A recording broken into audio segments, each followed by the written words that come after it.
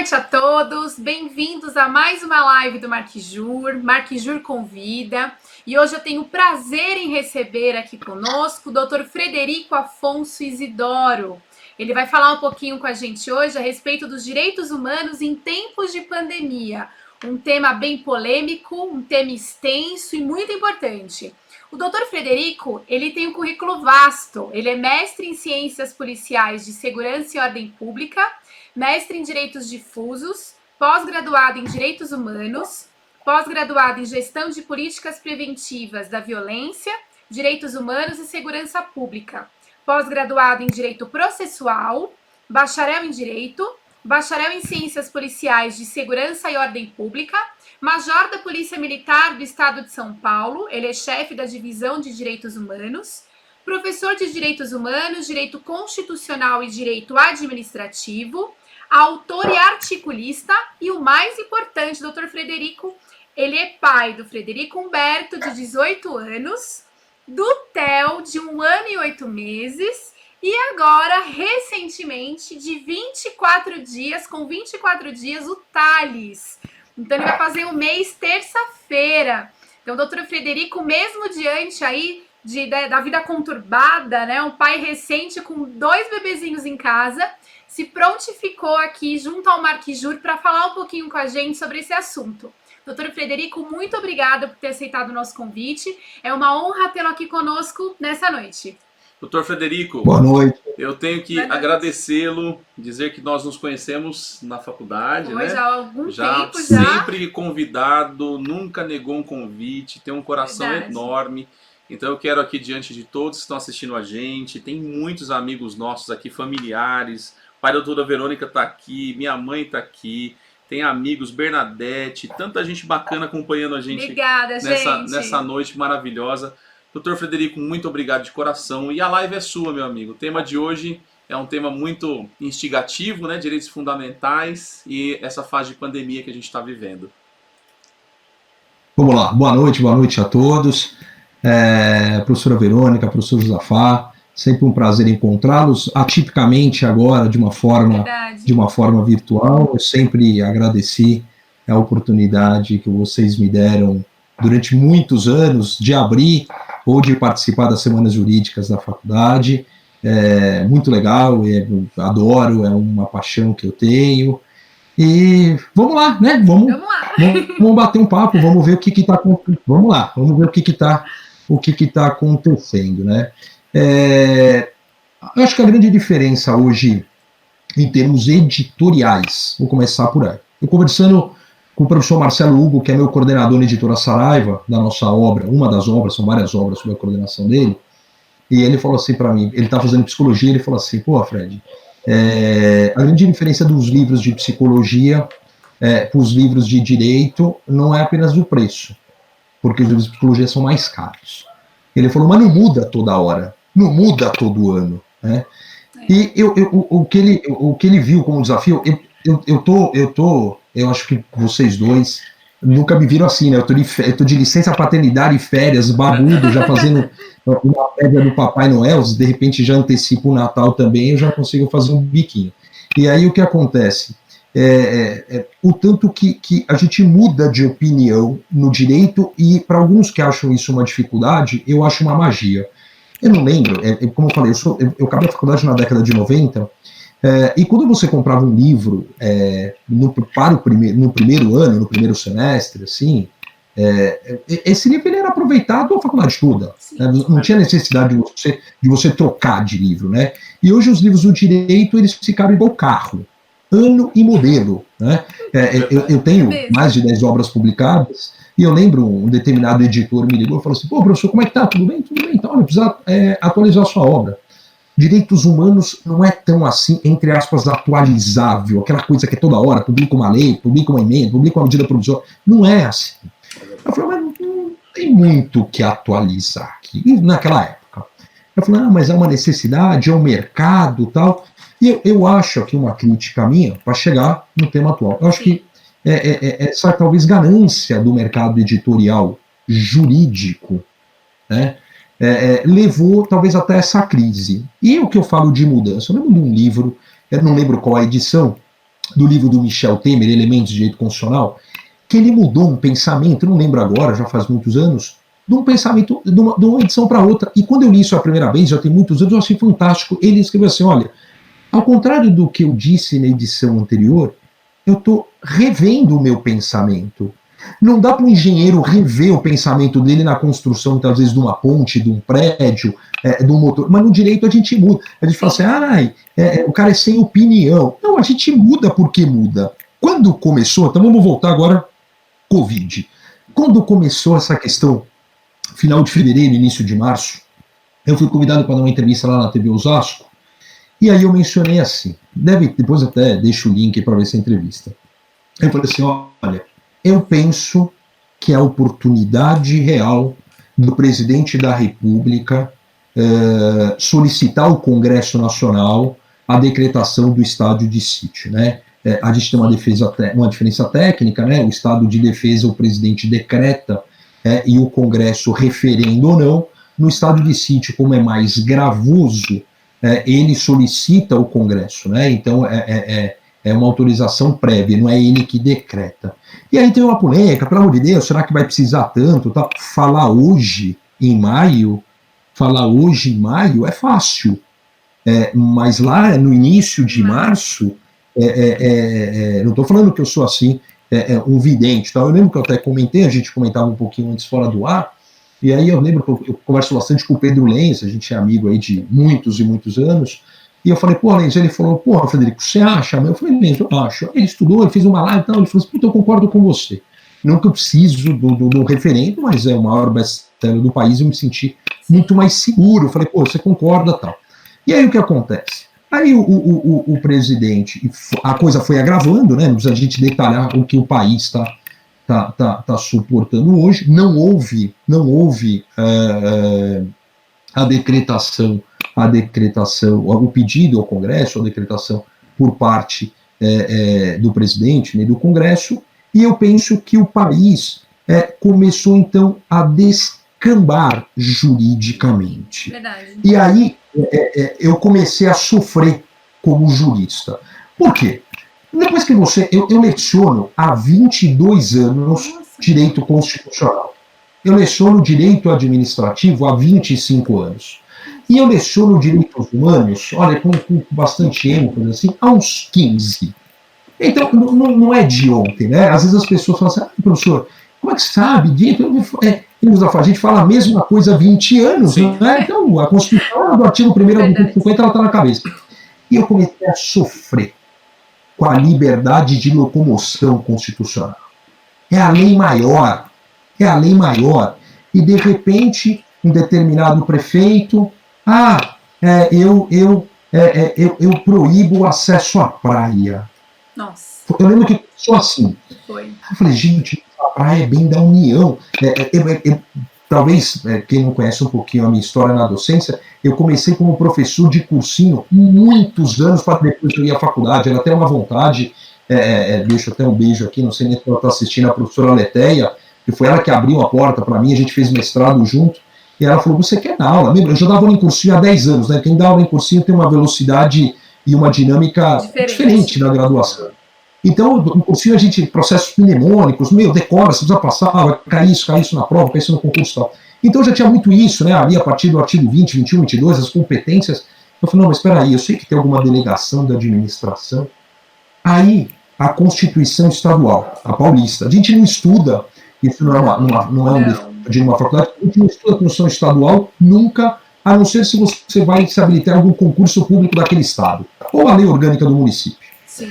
E aí eu descobri, não lembro agora também, é só pesquisar, eu descobri que tem um artigo específico, eu até consigo ver aqui, um artigo específico na Constituição Paulista, eu até ponho aqui, consigo falar com vocês e ver, só para ver exatamente Constituição de São Paulo, acho que é o 289, não tinha, confesso, não tinha conhecimento da existência desse artigo com essa literalidade, e aí quando eu li, insisto, isso ainda no começo da crise, né, porque eu confesso que eu mudei realmente boa parte aqui, minha opinião, praias, deixa eu pôr aqui, praias. Artigo 285 da Constituição Paulista. Fica assegurado a todos livre e amplo acesso às praias do litoral paulista. Eu falei assim, meu, aí um prefeito vai e edita um decreto.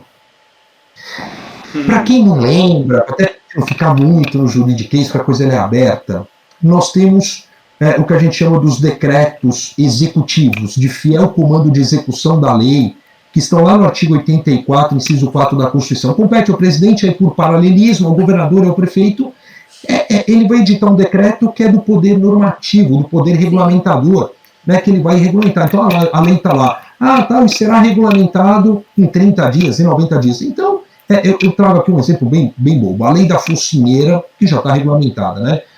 Fica proibido os cachorros das raças A, B e C, andar em locais públicos e tal. E aí o cachorro vai ser apreendido. Tem que vir um decreto para falar, vai apreender, vai multar, como é que vai fazer? Enfim, esses são os decretos executivos. E os decretos autônomos, que não é uma questão pacífica na doutrina, que são aqueles decretos que não regulamentam a lei, porque um decreto executivo, ele fica no limite da lei, ele nunca pode inovar, ele fica no limite da lei. E o decreto autônomo é aquele decreto que não vai regulamentar uma lei, que acaba fazendo, às vezes, de uma lei, e esse decreto autônomo não adianta falar, tem uma parte da doutrina que não reconhece, sendo que ele existe a penca. Bom, e aí eu comecei a ver o poder da caneta dos prefeitos. A coisa ela foi piorando, primeiro essas crises em praia, eu percebi que os prefeitos que detêm, na verdade é horrível o que eu vou falar, porque o certo seria falar assim, os municípios que detêm guarda municipal, mas não, na verdade os prefeitos que detêm as suas guardas municipais, os prefeitos, o que acontece? Começaram a usar as guardas com esse propósito. Então as guardas, foi até um dos artigos que nós escrevemos aí recentemente, inclusive 2 foram publicados no Jornal do Estado de São Paulo, porque isso, nos municípios que os prefeitos não tinham guarda municipal, isso era uma frequência tendendo a 0. E aí aconteceu aquele caso no município de Araraquara, que uma senhora foi presa, por ironia do destino, na praça dos advogados. E aí eu vi que a coisa começou a descambar, né? Ou seja, realmente que começou a haver um abuso, rasgando a Constituição. E eu comecei a passar mal.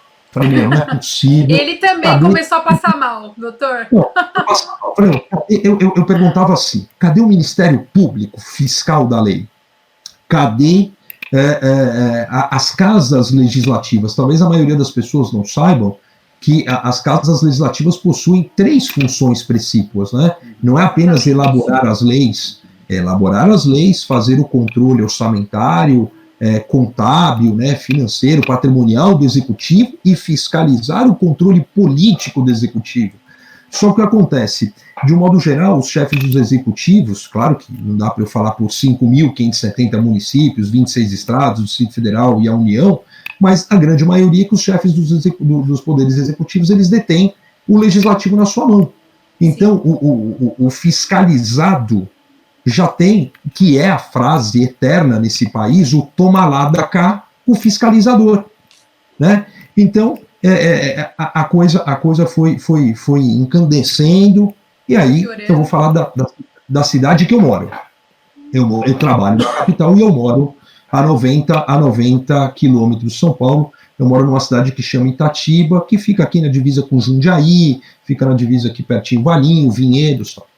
Aí o prefeito daqui, ele editou, é interessante isso porque é a questão jurídica, né? Tá. Ele faz uma confusão entre o princípio da impessoalidade do artigo 37, ele trata todas as questões por rede pessoal social e não por rede de prefeitura, então ele usa o Facebook pessoal dele e tal. E eu pergunto, né? Ninguém vai entrar com uma ação popular, ninguém vai perguntar, enfim. E aí, numa madrugada, me mandaram, porque os caras também gostam de fazer benesse com o chapéu alheio. Sabe que eu sou briguento, né? Eu fui comandante da polícia aqui da região e tal. E aí, eu vi a live dele. Nós vamos fechar a cidade. E eu tô lá só esperando. A inteligência emocional, ela flutua entre meio e um. Meio e um. E eu já desesperado, né? Não, porque quem passar na barreira e tiver acima de 37,8 vai ser conduzido.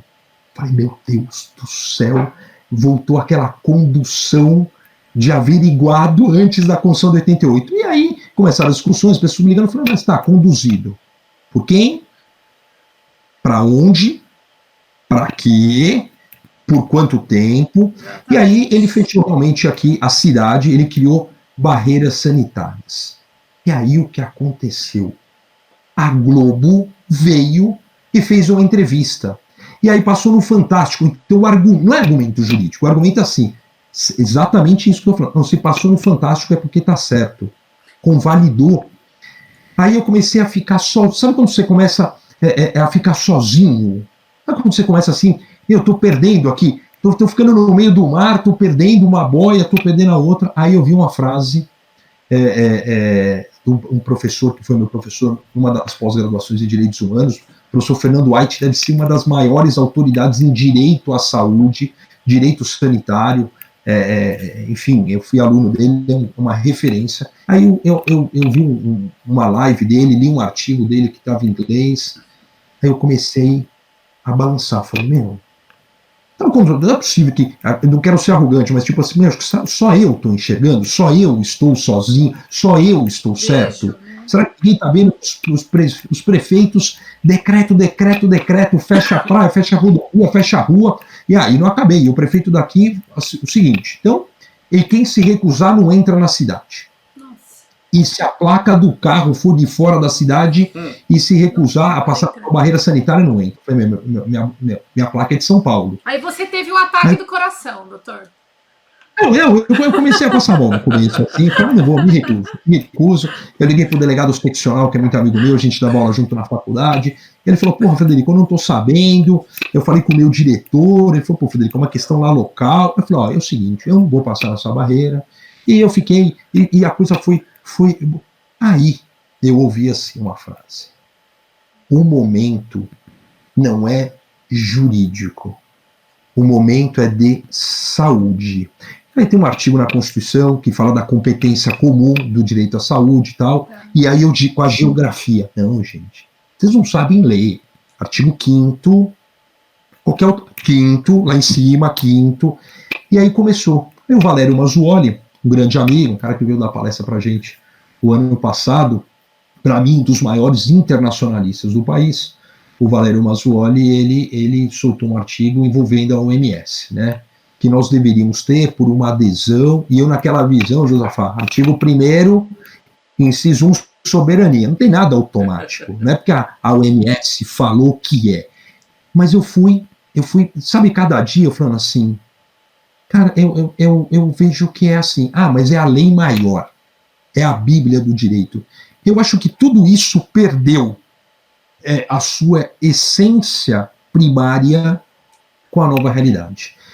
O Michel Temer tem uma frase no livro dele maravilhosa que fala assim: a cada nova Constituição a gente tem um novo Estado de direito, um novo Estado jurídico, né? Então o Brasil está caminhando para fazer 32 anos agora em outubro, que pode ser a semana que vem se alguém antecipar outubro, né? Tá mais ou menos assim. E aí eu vi que ele tem razão. Nós estamos enfrentando uma situação que talvez a lei maior, por maior que fosse a imaginação dos constituintes em 87, 88, teria como prever. Né? Eu não estou dizendo que a Constituição perdeu seu valor, eu não estou dizendo que o STF, a gente é um momento até apartado, a gente fala daqui a pouquinho do STF, mas o novo sempre é novo. Agora, o novo do novo, como as pessoas têm usado esse termo, que é um termo, inclusive, que vem da China, coincidentemente, o novo do novo me coloca numa posição ignorante para opinar. Essa é a grande verdade. Hoje eu tenho evitado mais esse tipo de discussão, de briga, porque eu escrevi até aqui no Jornal da Cidade, tá? Eu escrevo pelo menos uma vez por mês aqui na coluna do jornal, E eu escrevi de uma forma até para desenhar o que é um decreto, o que é uma lei, o que é a Constituição, o que é a pirâmide idealizada de Hans Kelsen. Mas não adianta você falar isso quando 99% das pessoas sabe do que se trata. Né? Eu sou péssimo para contar piada, mas tem uma anedota, uma piada que contava nos Estados Unidos no início da década de 80, que era mais ou menos assim. Eles falaram assim: pô, você viu o, sei lá, transatlântico que afundou? Meu Deus do céu, que tragédia! Parece que 5.700 pessoas morreram. Meu Deus, que tragédia tal. Aí o outro falou assim: mas era um congresso jurídico flutuante e tal. A pessoa falou assim: são 5.700 advogados que morreram. E a outra pessoa fala assim, isso no cenário dos Estados Unidos no início da década de 80. Já é um bom começo. Maldade, porque né? Que horror! É uma piada, mas é uma piada que reflete muito hoje no Brasil. Por causa da judicialização de tudo nos Estados Unidos, né? Muitas vezes as pessoas não tiveram a oportunidade de ver, e ver, às vezes, um filme norte-americano, então o cara vai lá e escorrega no shopping que estava molhado, não tinha placa que estava molhada, aparece um cara só com um cartão, olha meu cartão, vamos processar o estado, o município, o shopping e tal. Assim. E passado, do século passado para o atual, o Brasil, nós enfrentamos a mesma coisa. Eu lembro de uma palestra do Dr. Renato Nalini, foi nosso presidente do TJ, foi secretário estadual de educação, nós demos aula juntos em Jundiaí, e uma palestra dele ele falou assim: olha, hoje nós temos mais processos judiciais do que habitantes no Brasil. Ele falou, hoje nós temos, vou aqui arredondar, 210, sei lá, milhões de habitantes no Brasil, e nós teríamos mais de 200 milhões de ações distribuídas. Então a coisa realmente ficou toda judicializada, né? Eu brinquei aqui há pouco, eu falei, poxa, não caberia uma ação popular, né? Por exemplo, mais uma vez aqui, eu posso falar muito dos exemplos locais, mas que servem por paralelismo. O prefeito aqui, ele vamos dizer assim, higienizou, ele passou com um caminhão higienizando a rua. Tá. Eu não sou sanitarista, eu não sou infectologista, eu acho que hoje eu já não sou mais nem jurista, porque a coisa realmente está difícil. Mas eu pergunto, qual que era a razoabilidade, a probidade de você limpar o asfalto, que imediatamente passou outro carro, passou outra pessoa. Então eu sempre com aquela visão, poxa, cabe uma ação popular. Bom, ninguém se manifestou. É interessante isso, o meu medo é esse, ninguém se manifestou. Poucas pessoas, alguns vereadores até me procuraram da oposição, e eu lembro que uma vereadora ela falou assim para mim, poxa, mas a população está apoiando. Aí eu falei assim, eu fui até grosso, não com ela, mas eu falei assim, poxa, você me conhece, eu usei esse termo, essa frase, eu falei, eu não faço parte da manada, eu não faço parte da manada. Isso foi me fazendo um mal em março, em abril, né? O bebê estava até para nascer, eu fui soltando isso aos poucos, eu falei assim, eu não vou mais brigar, porque realmente você vê, aí o juízo, voltando a uma decisão dessa semana, o juízo, acho que de Itanhaém, fecha o acesso às praias. O TJ vai lá, derruba a decisão de primeiro grau. Aí essa semana, o juízo, tem uma nova situação, e vai lá e determina, por ordem judicial, o bloqueio às praias do litoral sul, né? Foi Itanhaém, Peruíbe, Pedro de Toledo, Mongaguá, enfim.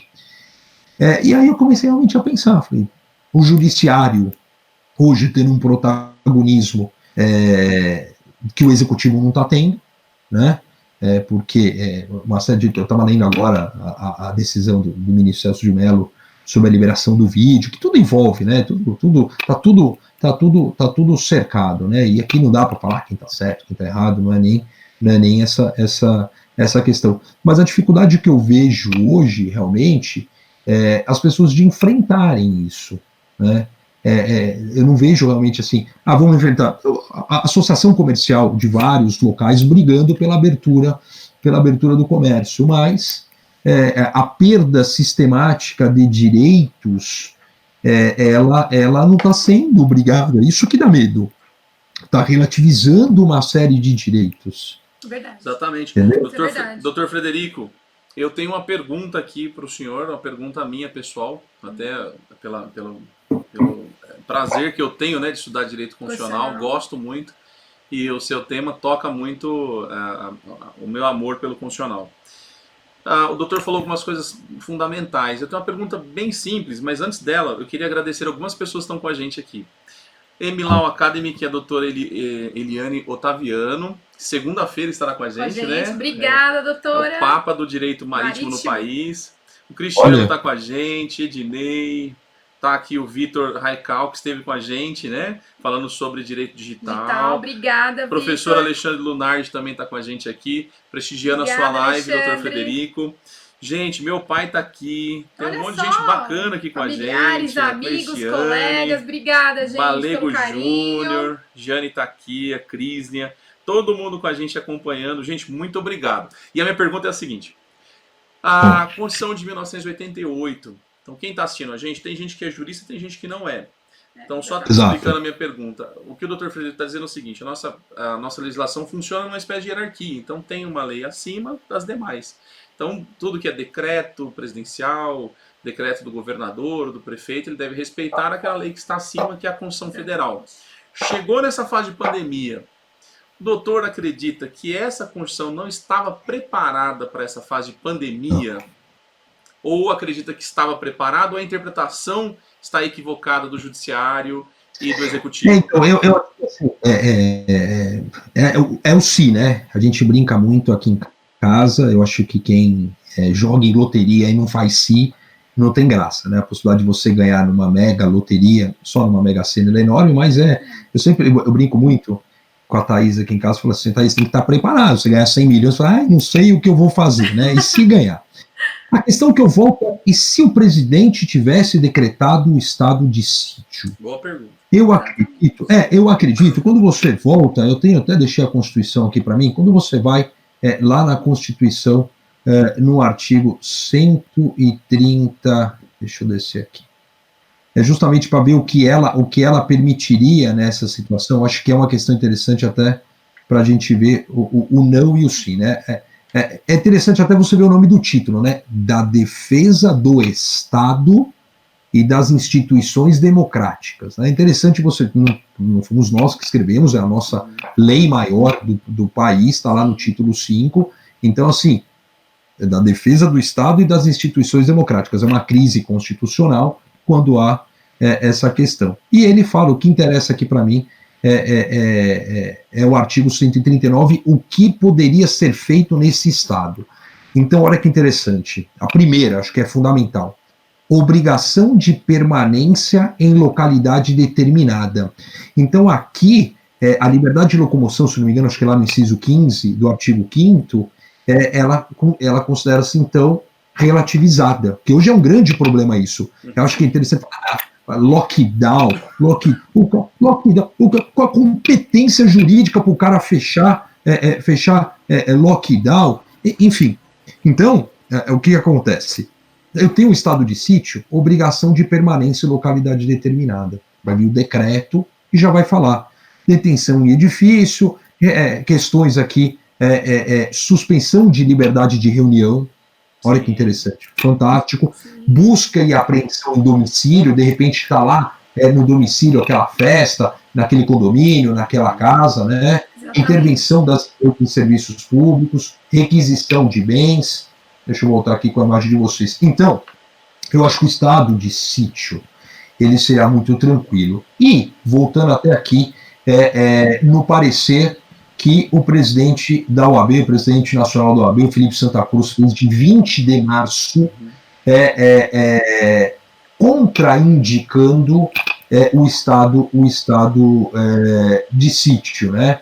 Eu vou ler só um trechinho aqui, não preciso colocar na tela, a gente tinha até essa ideia, mas não precisa. O parecer do presidente da OAB, ele fala assim, um parágrafo: à luz dos princípios norteadores do nosso sistema constitucional de crises e de regras sobre estado de sítio previstas na Constituição, o recurso a tal medida extrema, no contexto atual, se mostra flagrantemente inconstitucional e descabido.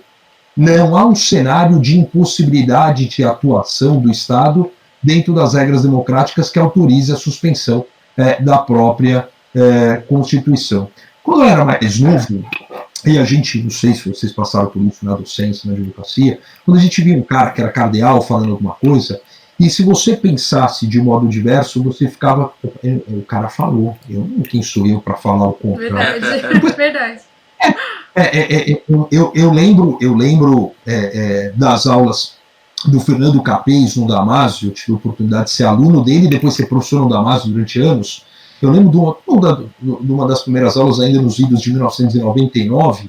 Eu lembro do Capês, não lembro agora, uma teoria do crime, ele falou assim, olha, tem a doutrina A, tem a doutrina B, tem a doutrina, tem a minha visão. E se, pô, será que um dia eu vou poder falar assim, tem a minha visão? Então eu vou te falar assim, ó, eu sou totalmente contrário ao que está dizendo o parecer do Conselho Federal da OAB. Todo mundo sabe da ideologia do Felipe Santa Cruz, contrário ao presidente Jair Bolsonaro, então já foi, porque o que eu vi muita gente falando foi o seguinte, você imagina decretar o estado de sítio com esse presidente? A Constituição Federal ela não fala assim, olha, se for o presidente assim, pode, se for o presidente assado, melhor não. Né? Então, assim, é de uma bagunça subjetiva que realmente me traz, assim, como estou falando, um desespero. Então, não tivemos o estado de sítio, que seria uma questão jurídica nacional uniforme de liderança. Para quem não lembra, 26 estados, o Distrito Federal, 5.570 municípios, mais a União. Então, hoje, nós começamos com uma briga de ego. Eu nas aulas de limitação de vencimento de servidor público, lá no artigo 37, inciso 11, para quem não sabe ou não lembra, teoricamente, no Estado brasileiro, nenhum servidor público pode ganhar em espécie mais do que os ministros do STF. Sim. Teoricamente, praticamente. Então, teoricamente. E aí eu brincava assim, eu falava assim, será? Porque você tem um limite, né? No município, no executivo, ninguém pode ganhar mais que o prefeito, no estado, ninguém pode ganhar mais que o governador, no legislativo, ninguém pode ganhar mais que o deputado, por aí. Aí eu falava assim, será? Quem que é do interior? Sou do interior e tal. O cara falava, vou falar uma cidadezinha pequena aqui do lado da minha cidade. Morungaba, uma cidade que tem 10 mil habitantes. Aí eu falava assim, será que o prefeito de Morungaba pode ganhar mais que o governador? 99%. Claro que não pode. E mais que o presidente. E muitas vezes, presidente Lula, presidente Dilma, até antes, o salário deles, em espécie, o contra-cheque era muito baixo. Era coisa de, quando digo baixo, como presidente. Sim. Tipo 12 mil, 15 mil, e todo mundo ganhava mais. Os vencimentos do Supremo eram 2, 3 vezes mais. E quando eu falava isso, eu falava assim, você sabe que o prefeito lá ganha 18 mil e o presidente da República 12? Aí eu não olhava e falava assim, por que eu fiz esse paralelo? As pessoas no Brasil que não têm essa formação de ciência política, de teoria geral do Estado, eles enxergam, eles acreditam que haja realmente uma hierarquia no município em relação de subordinação ao Estado e de subordinação à União. Quem manda mais? O presidente ou o governador? É claro que é o presidente. Então, o aluno sempre teve essa visão, né? É claro, quem manda mais? O governador? E não, de forma alguma, ninguém manda mais que ninguém. Cada qual tem a sua competência estabelecida pela Constituição Federal. E aqui que é o grande problema. Porque hoje, o que acontece? Você começou assim, eu vou te falar pelo Estado de São Paulo. Então, o presidente da República, ele edita um decreto que ele fala lá com o poder da Anvisa, tudo amarrado. Eu entendo que a atividade essencial é isso. Os cultos religiosos, as academias. Aí o governador de São Paulo fala assim, eu não vou cumprir o decreto do presidente. Aí o problema vem o seguinte, aí ele solta um decreto e fala que é impositivo aos 645 municípios. Então, assim, essa disparidade de armas, isso estamos falando do estado de São Paulo, a gente pode pegar uma série de estados e ver, o município tal falou que não vai ter. Então, assim, a minha visão jurídica, ela está bagunçada nesse sentido, né? O decreto hoje, ele me lembra, talvez o antigo decreto-lei antes da Constituição de 88, ou um período ruim da história não democrática do Brasil de 64 a 85, os atos institucionais. O que eu tenho visto hoje, num dos artigos que eu escrevi para o Estadão, eu falei sobre isso, é que as autoridades, os chefes do executivo, eles estão flertando com o crime de secessão. Então, eles estão assim, aquela olhadinha, né, aquela deixa, não é escancarado, porque cabe intervenção federal nos estados, nesse caso, mas cada qual está tratando como se fosse realmente o seu quintal. Aqui no meu município ninguém entra. Aqui no meu estado é assim, não interessa o resto. Só que nós somos o quê? Uma federação, né? A soberania é da República Federativa do Brasil. Eu deixei muito claro isso nos artigos recentes. Estado e município não tem soberania. Estado e município têm autonomia. Quem tem soberania é a República Federativa do Brasil. Então, Estado e município têm limites implícitos e explícitos na Constituição Federal, na Constituição Estadual e nas leis orgânicas dos municípios ou do Distrito Federal. É essa bagunça que me assusta. Uma analogia, uma comparação até pobre da minha parte, mas é mais ou menos assim. Você comprou um carro a gasolina, e aí você para no posto e fala assim, completa com diesel. É essa a visão que eu tenho, pelo amor de Deus. Está aqui escrito na portinha do combustível, gasolina, no manual de instruções do carro que ninguém lê. Né? Quem lê a Constituição? Eu estava numa palestra de 70 anos da Declaração, 70 anos da Declaração Universal e 30 anos da Constituição. Eu tive a honra de estar ao lado da professora Maria Garcia, nós dividimos uma bancada, e ela contou uma história, e eu sempre vou repetir. Ela falou que após uma das palestras que ela fez, ela contou isso lá em público, ela sempre aqui do meu lado lá, e ela falou assim, que uma pessoa chegou para ela, não era uma palestra para um público jurídico, e falou para ela assim, professora, posso ver a Constituição? Ela falou, como assim ver? Ela falou assim, eu nunca vi, nunca peguei. Então assim, a pessoa não era do meio do direito, né? Então eu nunca vi, nunca peguei. Eu aposto, assim, eu pergunto pro meu, eu tenho certeza, eu tenho certeza que o meu filho, que faz economia na PUC, nunca pegou a Constituição na mão, nunca viu. Eu tenho certeza que minha mãe, que é psicóloga, nunca pegou a Constituição e viu. Eu tenho certeza que minha irmã, que é economista, formada pela Universidade Federal, porque não é do meio. E tinha que ser obrigatório. Tinha que ser obrigatório no ensino médio. Não é ensinar direito constitucional.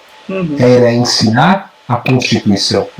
Ela não precisa lá com 14, 15 anos aprender controle de constitucionalidade, não é isso. Mas eu tinha que ouvir pela primeira vez a lei que rege o país desse. E daí a importância, como a gente falava antes de entrar no ar, quando a gente falava dos livros e tal, a professora Lucinha, eu vou deixar meu abraço aqui para ela, que eu a criticava quando ela determinava aos alunos a leitura da trilogia do Laurentino Gomes, e quando eu lia a trilogia 1808, 1822 e 1889, eu vi que é uma leitura obrigatória para qualquer cidadão brasileiro, para você entender minimamente o que está acontecendo. Eu falava para vocês que eu estou lendo, o professor lê também livro não jurídico, né? Que os caras acham que a gente só lê livro jurídico e tal, né? Professor, todo dia, né? Tá de férias também. E eu falei para vocês, eu estou lendo Uma Breve História da Humanidade, já é um livro de alguns anos, né? Do Yuval Noah Harari, que é um sucesso de vendas, não acabei, e ele faz uma comparação entre o Código de Hammurabi, que a gente acaba mencionando na evolução histórica, talvez até como um dos primórdios, por volta de 1700 a.C., e depois ele faz uma referência à própria Declaração de Independência norte-americana em 1776, que o professor Fábio Conde Comparato aponta no livro dele, na Afirmação Histórica dos Direitos Humanos, como um marco referencial inaugural dos direitos humanos. Ele fala que a Declaração de Virgínia não é uma questão objetiva, né? Cada autor acaba dando o seu start, o seu reset da onde vai, e eu lendo um professor que não é jurídico, eu lendo uma obra que não é jurídica, e ele traz aqui um conceito de liberdade que é completamente diferente do que a gente lida objetivamente, de igualdade como a gente lida objetivamente. Essa visão muito pura do direito, né? A grande verdade é assim, você ser puramente jurista é um porre, isso é chato, né? É o nosso meio. Eu lembro, eu em tanto lugar depois de 20 anos, que não daria aqui nem para não. Eu lembro, num centro universitário, num dos centros universitários que eu lecionava, que todas as salas dos professores, todas as salas dos professores eram uma só, de todas as faculdades. Menos arte.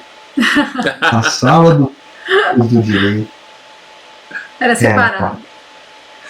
Doutor Frederico, nós temos perguntas aqui, ainda dentro da temática de direitos fundamentais, acho que vai mudar já um pouquinho, mas eu faço a pergunta da Carla Ferdinando num segundo. Obrigada, Carla, pela presença. Uma afirmação do Dr. Balego, sem apontar erros, se ocorrer um erro de relevância do chefe de Estado ante a pandemia, pode haver alguma interferência, né? Alguma providência externa diante? E da Carla Ferdinando, a pergunta dela, professor, está sendo aprovada uma PL 1179, onde permite síndico interferir no direito privado do outro. Como o senhor entende sobre isso, aí pensando como direito fundamental, etc. e tal? Então, uma assertiva, né, uma afirmação aqui do Balego, e também, eu acho que até uma pergunta, se o chefe de Estado ele ultrapassar aí as suas competências, né, do 84, e será que comete, até acrescento, né, comete algum crime de responsabilidade? E essa questão do síndico?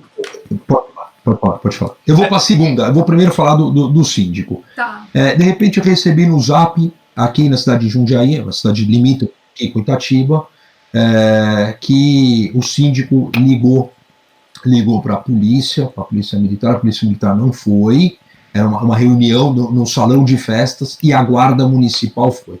E me chama a atenção porque eu lecionei muitos anos em Jundiaí, morei muitos anos, minha irmã mora lá, e aí eu mandei para o pessoal, eu fui coordenador de uma pós em Jundiaí, na área de segurança e direitos humanos, mandei para o pessoal e todo mundo ficou assim, professor, tal.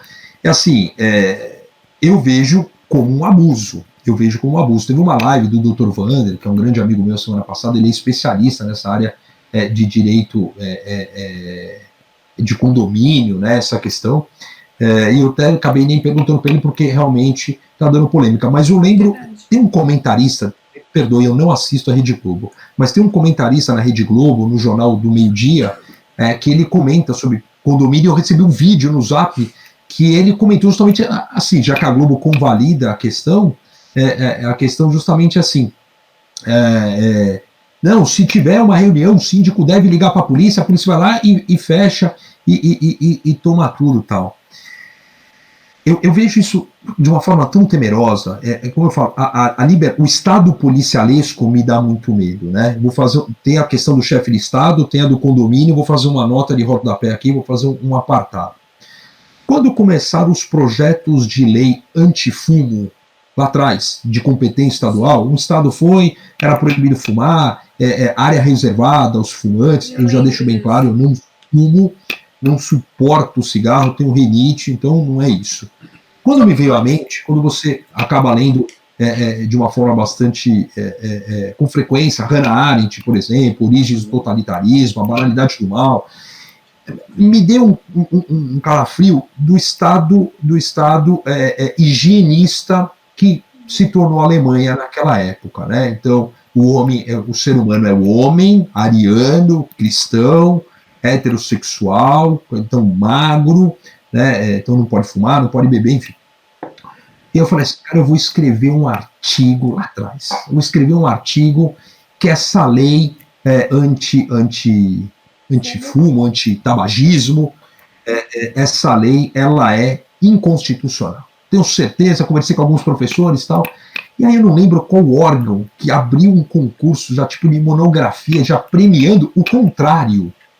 Eu falei, cara, estou sozinho nisso, será que ninguém está enxergando que é uma interferência que a pessoa tem? Mas eu tenho o direito de ir ao restaurante e a pessoa não está fumando. Vai em outro, se todo mundo não for naquele, ele vai fechar, ele vai proibir. E isso passou. Né? Foi uma liberdade que foi tirada. Então, eu tenho medo dessas liberdades que vão se perdendo com uma roupagem populista ou com uma roupagem de legalidade. Eu não realmente teria que fazer uma pesquisa se houve algum incidente, alguma arguição, alguma DPF ou dos legitimados, se alguém realmente foi contra essa lei. Até porque é uma lei muito popular, estamos falando de saúde. Exatamente. É uma lei de saúde, né? É uma lei contra o cigarro, que acaba realmente desestimulando. O cara trabalha numa empresa, tá no 14º andar, o cara fuma, sei lá, um maço por dia, o cara começa a descer a cada meia hora, o chefe fala, Não dá, cara, que meia hora você desce, você volta. Tal. Então, assim, a lei é boa, tá? Mas é sobre o ponto de vista. Então, vamos agora para o condomínio, né? Eu posso proibir, então, a área, não é minha área, não é minha área. Eu posso proibir a área comum, isso seria deliberado por assembleia geral. Então, por exemplo, uma questão que pega muito é a academia. Né? Eu tenho academia aqui, nós temos academia aqui no condomínio. Teve uma decisão liberando uma academia na cidade de Osasco. O presidente da República coloca a academia como essencial. O governador do estado de São Paulo faz um decreto que então. Aí eu pergunto o seguinte, justamente essa questão do direito privado. Será que o decreto do governador do estado ele atinge a academia do condomínio? Eu não consigo entender. Porque quem frequenta a academia, eu frequento a academia já é uma questão de higiene obrigatória. Né? Já tem o seu uma academia organizada, cada aparelho, isso sempre foi assim. Você já tem um spray de um higienizador, um álcool, um desinfetante, alguma coisa assim na própria academia, e regra básica numa academia é que você leve ali uma toalha, alguma coisa pessoal, né? Que você, então a cada exercício você saia do aparelho e limpe. Né? Então que você limite o acesso, à academia, que é outra briga que eu tenho dentro do meu condomínio. Eu nunca vi essa academia aqui com mais do que 5 pessoas. Nunca vi. Agora tá fechado.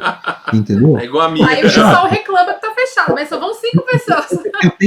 Eu tenho uma academia lá no quartel da polícia, nós temos uma academia e veio a ordem para fechar. Aí eu falei, pelo amor de Deus, isso aqui nunca encheu. Fechou. Veio a ordem para fechar, é ordem, você não questiona. Aí eu falei, mas qual o problema? Porque o ambiente é fechado. Pega os aparelhos e põe lá fora. Aquilo que não for aparelho eletrônico, como esteira, aparelho de polia, cabo de aço, põe lá fora. Não colocaram lá fora. Porque eu penso, e a gente pode até depois voltar nessa questão da liberdade religiosa dos cultos, que a atividade física, nesse sentido, é uma atividade essencial.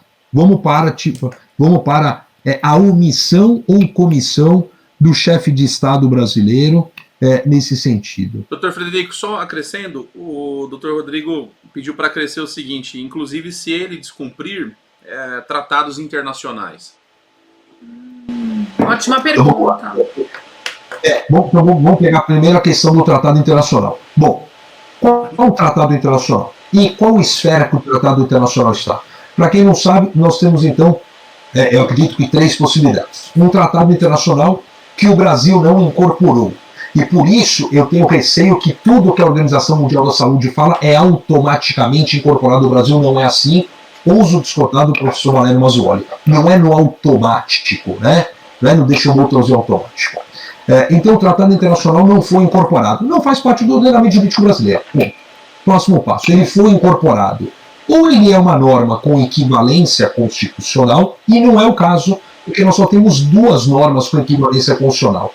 A Convenção Internacional de Nova York de 2007, que trata das pessoas com deficiência, o seu protocolo facultativo, na verdade são 12 documentos, e o Tratado de Marrakech de 2013, também com o seu protocolo, que trata da acessibilidade maior às pessoas que têm deficiência visual. Né? Não estou falando aqui apenas do deficiente visual total, do cego, mas do deficiente visual total. Então, que as editoras deveriam realmente dar esforço de fazer livros adaptados, em braille, letra maior, enfim. Então só tem esse, então não é. Então o tratado internacional, ele teria então uma posição supralegal.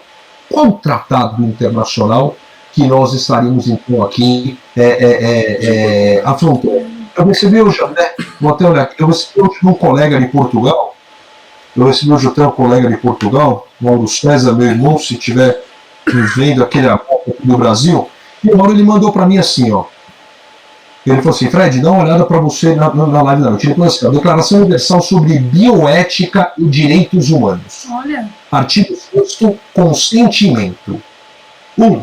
Qualquer intervenção médica de caráter preventivo, diagnóstico ou terapêutico só deve ser realizada com o consentimento prévio, livre e esclarecido da pessoa em causa, com base em informação adequada. Quando apropriado, o consentimento deve ser expresso e a pessoa em causa pode retirá-lo a qualquer momento, e por qualquer razão, sem que daí resulte para ela qualquer desvantagem ou prejuízo, né? Acho que isso é extremamente pertinente no caso aí da cloroquina. Voltando ao crime de responsabilidade. Ainda bem que nós estamos no ambiente virtual e não me cabem pedradas aqui para receber. Eu confesso a vocês que passado esse tempo, eu tenho muita reserva no processo de impedimento político de Dilma. Preciso voltar um pouquinho, né? O presidente, o senador, o ex-presidente Fernando Collor cai por filosofia Elba, a presidente Dilma cai por uma pedalada que todos os presidentes fizeram, né? Eu não sou eleitor dela, aqui vendo como professor. É golpe. Cara, na verdade, deflagrou no rito que determinou a Constituição, pediu autorização, a Câmara autorizou e o Senado julgou, né? Para quem não lembra, o presidente do STF foi o Giosti, que é o maestro, não julga nada, né? Foi seguido.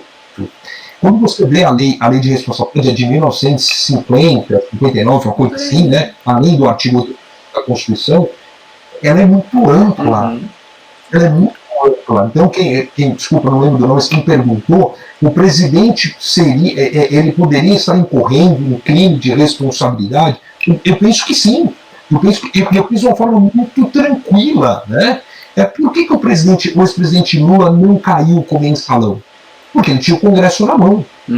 Então, o processo de impedimento político, o impeachment, a gente se você tem o Congresso na mão. Porque é ele que vai dar o sinal verde, ele começando pela Câmara dos Deputados.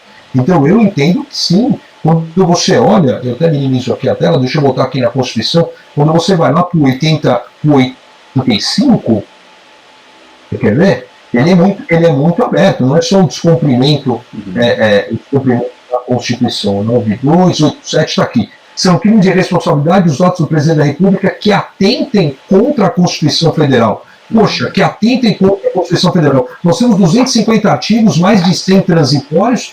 Você pega o artigo 5º com quase 80 incisos, você pega o artigo 7º com mais de 30, você tem mais de 500 disposições. Sim. Como é que você não vai achar alguma coisa aí que está descumprindo? Eu penso que sim.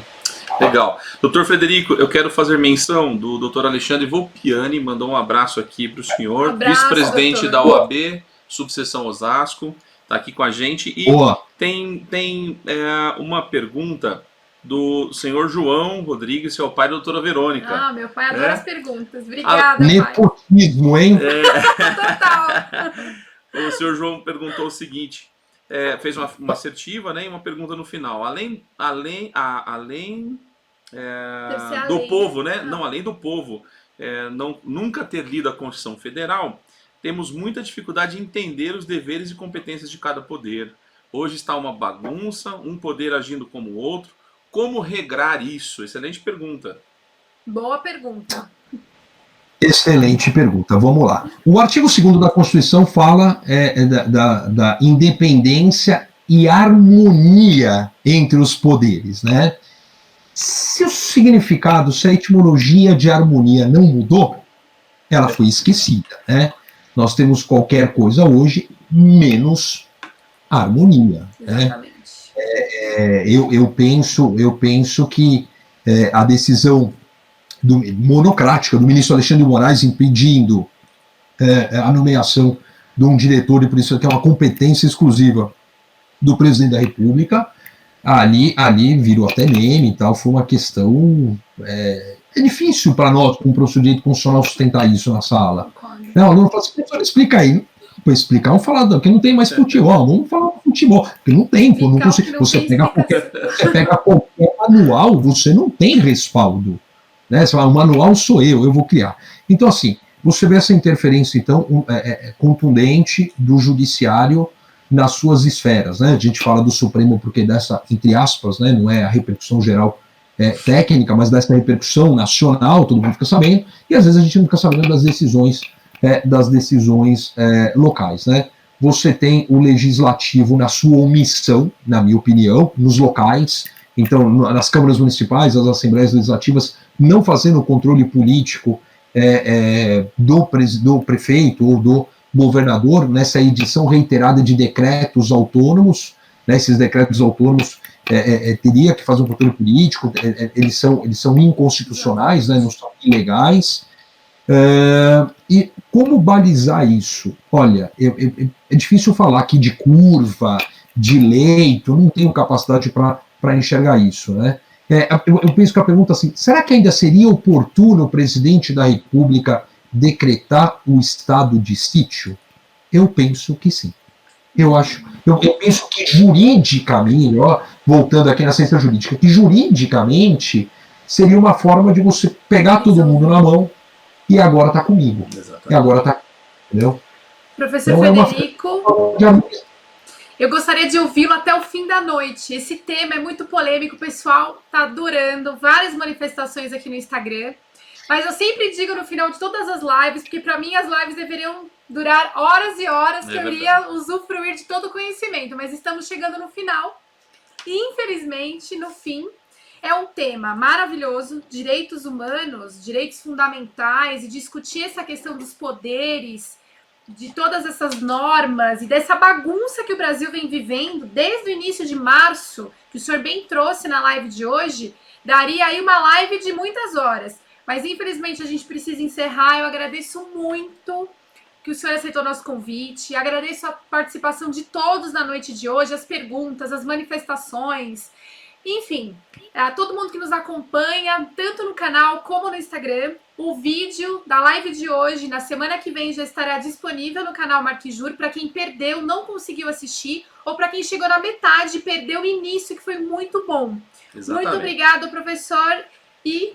olha, Dr. Frederico, você encontra ele no Twitter, no @FredericoAfonso, no Instagram, Professor Frederico Afonso, e se quiser mandar um e-mail para o Dr. Frederico, ficou com alguma dúvida, professor.frederico@uol.com.br. Eu quero agradecer, Dr. Frederico, dizer para as pessoas que estão assistindo, todo mundo falando dessa caneca aqui, é verdade. A caneca do Marquijur.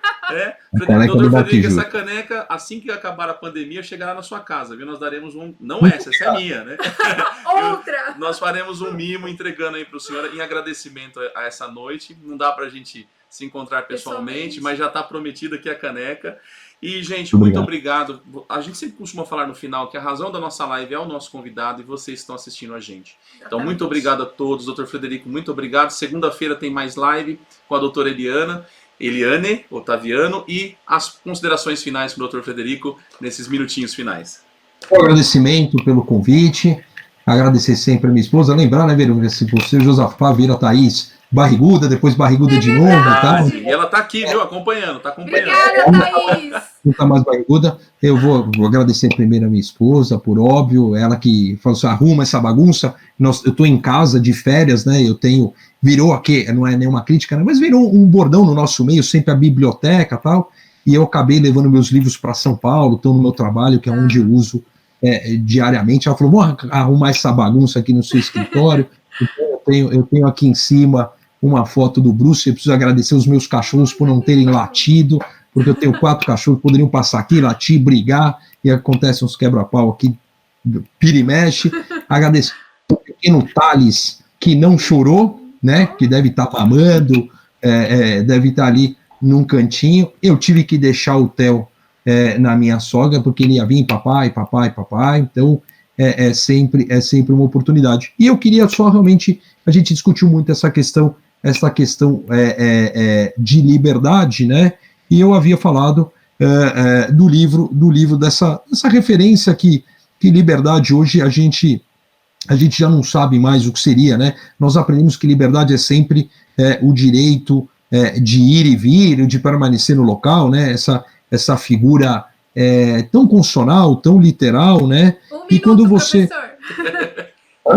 e quando você vê essas outras definições de liberdade, elas me causam sempre aquela reflexão. Mas o pensamento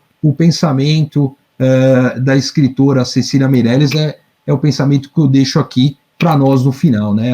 O pensamento dela quando ela fala que liberdade é uma palavra que o sonho alimenta, não há ninguém que explique e ninguém que não entenda, né? Cada qual hoje tem uma visão do que está sendo a sua perda de liberdade nas mais diversas esferas, e que a gente saia disso evoluído. Com certeza, professor. Muito obrigada mais grande uma beijo, vez. né? Se cuidem. Se cuidem. Fiquem em casa Fiquem em e casa. até a próxima live. Até semana que vem, gente. Até a próxima live, gente. Um grande abraço. Tchau, tchau a todos.